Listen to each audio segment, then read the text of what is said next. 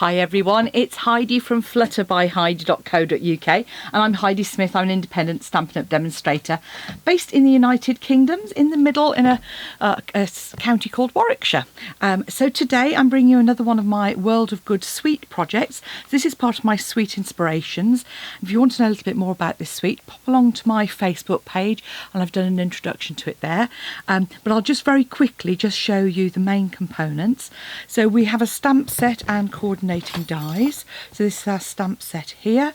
I've got this beautiful world and I've got my dies on the inside. These are all the die cut shapes and you've got an embossing one here as well. So hopefully you can see all of those lovely, both hemispheres. You've got stamped images that can be cut out, little accents. And then with the sentiments, I've just popped those and punched those out using some of our punches just to show you how well they fit in with all of those different punches. And then at the bottom here you can see these are the little accent stamps. I've punched them out using a circle punch just to show you the size of them. And then finally we've got a lovely ribbon piece here, an accent piece, which I'm going to use as well. And then there's an embossing folder which is like old paper, almost like distressed effect as well. So that's what we're using, and I'm creating this card here using the lovely papers. Now the papers are double-sided, 12 by 12, and 4 of the 6 sheets, 4 of the 6 designs, so 8 of the sheets are foiled on one side with this lovely brass foiling. And this is sort of true to life maps, so you might actually find where you live on there. So foiled on one side, you can see again the hemispheres, compass images. Love this one. In the background here are the signs of the zodiac, and you've got this lovely kind of compass effect. Fabulous if you're scrapbooking. Script on the back. This one, lovely grid, and again world maps. Compasses on the one side and lovely misty moonlight, and then on the back they've got some early espresso, crumb cake kind of tones, and then finally another map one as well, which again it's a true map, so you can really see where you are. And on the reverse of that, it's again this same kind of circular grid, right, is the best way to describe it. Oh, and these are the signs of the zodiac, the other ones are the constellations. No, these are the constellations in cinnamon cider and signs of the zodiac. Anyway, so there we go. So this is the card we're going to do today, and it's a great one. It's a really good scrap buster card actually, and you can see here I've kind of gone quite dark and with some of those images, but I've just die cut using our lovely stitched nested labels. So we're going to use those, and then I've just done some accents on the front. So let's get started. So to start off with, you're going to need to create a card base. So I've done that already, but let me just talk you through. So a DL card is like a standard business card. So you take a piece of card that is 21 by 21 or 8 1/4 by 8 1/4 and just score it down the middle. So that's scored at 10 1/2 or 4 1/8 inch. That creates our card base, and I've used thick whisper white there. I then thought I'd go, say, slightly different. So I've gone for a mossy meadow layer here. So this is just a 1/2 centimetre, 1/4 inch smaller, and I haven't got it. You know me, I'm usually quite frugal. I'm busy, so I haven't actually gutted the centre out of this one, which is a little bit wasteful, but it does make for a really substantial card. So that's my mossy meadow layer. So then I'm coming in with my bumblebee layer. So I'm just going to do some self-coloured stamping. Now if you haven't got a bumblebee, you could get a similar effect using Versamark, just as it is. And all I'm going to do is just repeat stamp these globe images. And with this I do tend to move from one end to the other, just varying the height of those, and I might come in here with an extra one just to kind of get a nice background. That's a really great way of creating your own background paper for any card that you might want. And we're just going to use my seal on here and just pop that onto the front of our card. Like so. Okay. Now we're going to do some die cutting, and the really exciting thing is that I have a fabulous new die cutting machine, and it's the mini cut and emboss. This is available to order from the 4th of January. I'm sure it's the 4th. And it's perfect for many of the dies in the Stampin' catalogue.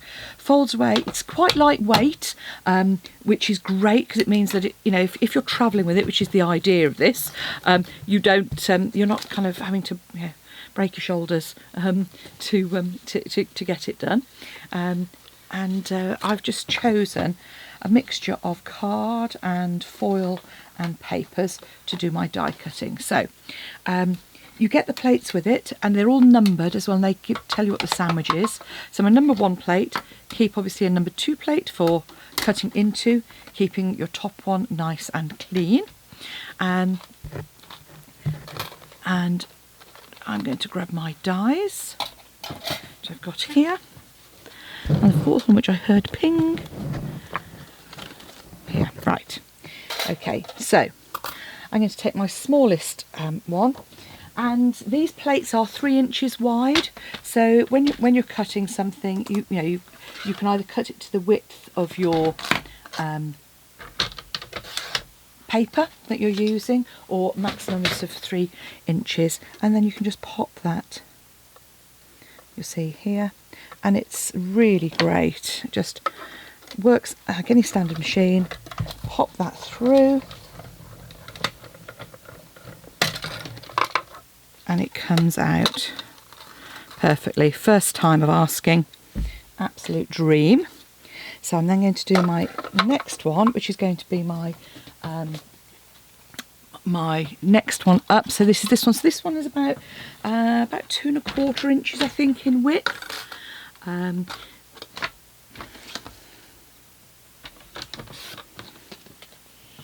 So all you need to do again is pop that on there.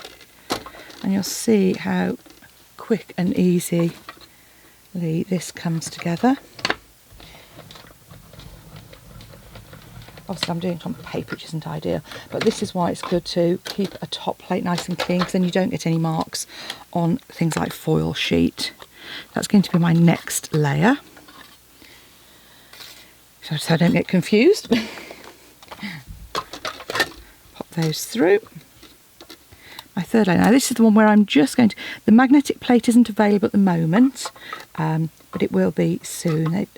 There were some early issues with the large cut and emboss, so they've sort of held, that's not quite.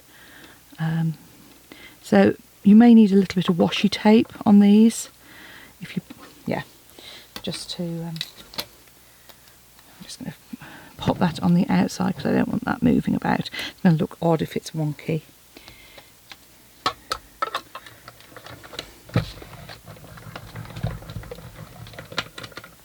Okay. And then finally, my large one. Again.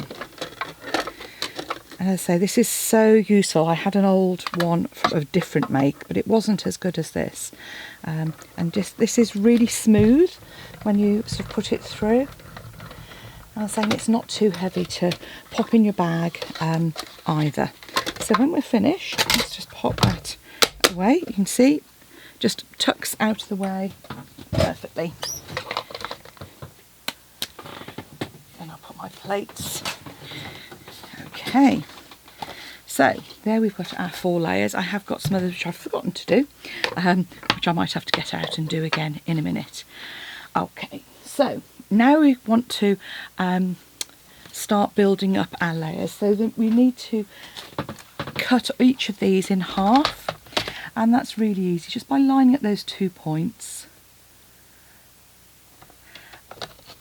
And you'll know sometimes not right. And that one hasn't gone quite right, and that's actually is perfect, because I can say one of the beauties of this is it covers up any imperfections. So if something doesn't quite, you haven't quite cut it accurately, it doesn't matter, because you can still layer it and get those layers because that central panel covers up any slight imperfections in your cutting. Okay, and the final one.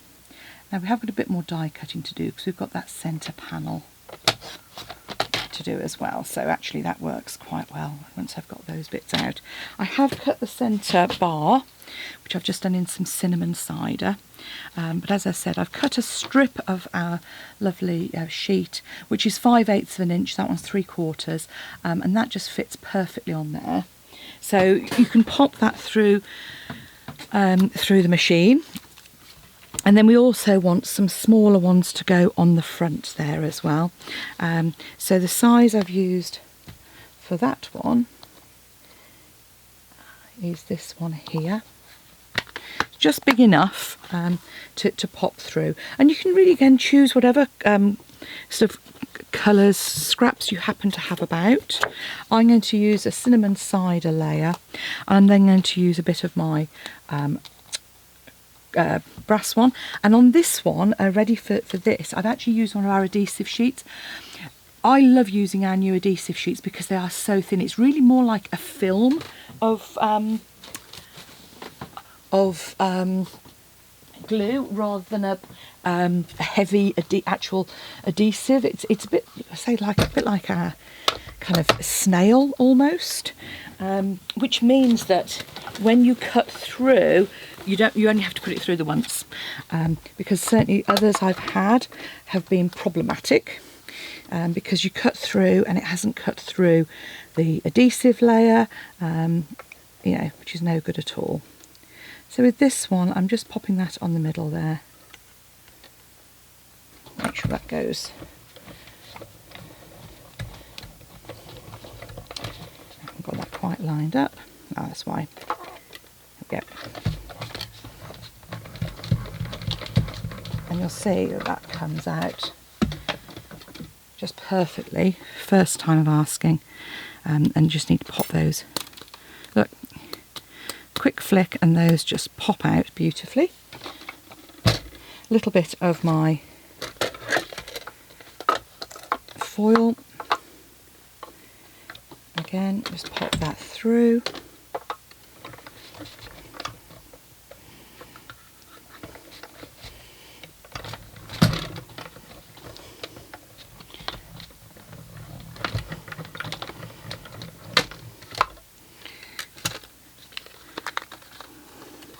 And then finally with some cinnamon cider, and then I'll grab a little bit of bumblebee as well.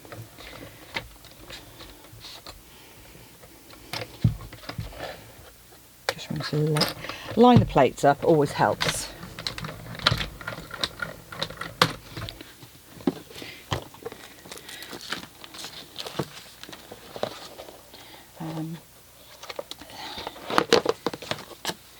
Final one. Yeah, should have done the die cutting beforehand for you. It's not very exciting, is it? Okay, I just wanted to show off my new machine. I think that was what it was, because it really is fantastic. There we go. Right. Okay, so now that I'm all chaotic, let's smooth everything out and just finish off with our creations. So we have our card base, and what I'm actually going to do is build up these layers first.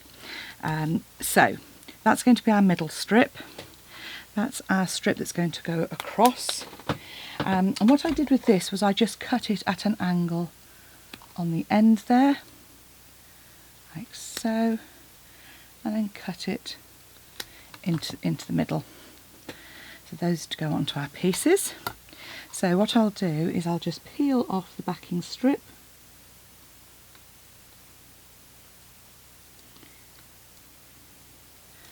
Like so. And then add that. Oh, I don't want that little bit there. Add that just to the end. Do the same on the other side, and you just might want to trim where if you've cut through a centre one, the only tricky bit is this, just peeling it off.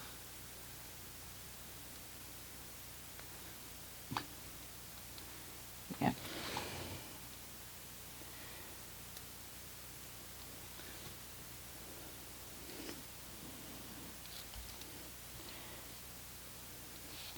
And add that to this end. And then you just trim at an angle to match the end. So that leaves us with a nice bit for the middle. So all I'm going to do now is layer these up like so. Pop that card to one side, and this is the easy bit. So I'm just going to come in with my seal and layer each of these onto the next layer. And you can choose to overlap these as much or as little as you like. I just nested my kind of stitched bits within. So on each layer, I just made that just come slightly inside the stitching, like so. Same on the top. So again, you know, I mentioned, you know, it isn't going to matter because you're covering that little bit up. I didn't do that deliberately, but it was one of the things I wanted to sort of talk about, so perhaps my subconscious was taking over. And then all that's left to do is to grab some dimensionals to add that onto the front of our card. So here we go.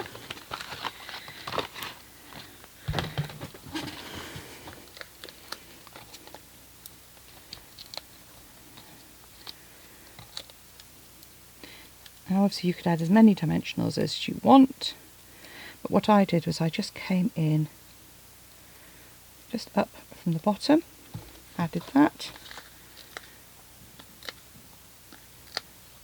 I want to come slightly higher, wiggle that, there we go. And again, because you just want that middle bar to cover. And the sentiment I've used is actually from the Peaceful Moments, the Happy Birthday. Just make sure that's before you press it down too hard. Look, that's perfect. So we're going to put dimensionals on the bottom of this side and at the top on this side, just to cover.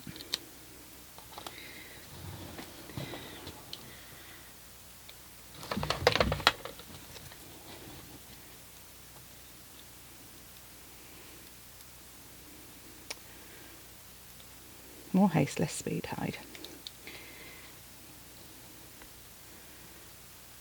Here we go. And then these ones, all I did was just snipped in half on each of them to layer those up. And again, just coming in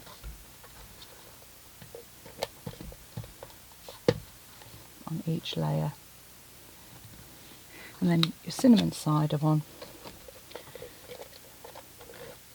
just on the top, which I haven't stamped, okay, but I will show you. So all you do is pop that one then in the middle, and you'll see that covers that join. So minimising wastage, and there you have a couple of World of Good. Looks quite different in different colours. I rather like the brightness of the bumblebee. I hope you've enjoyed it, and do pop along to my blog if you'd like to purchase any of the products. flutterbyheidi.co.uk. Thanks for watching. Please hit the subscribe button. Bye now.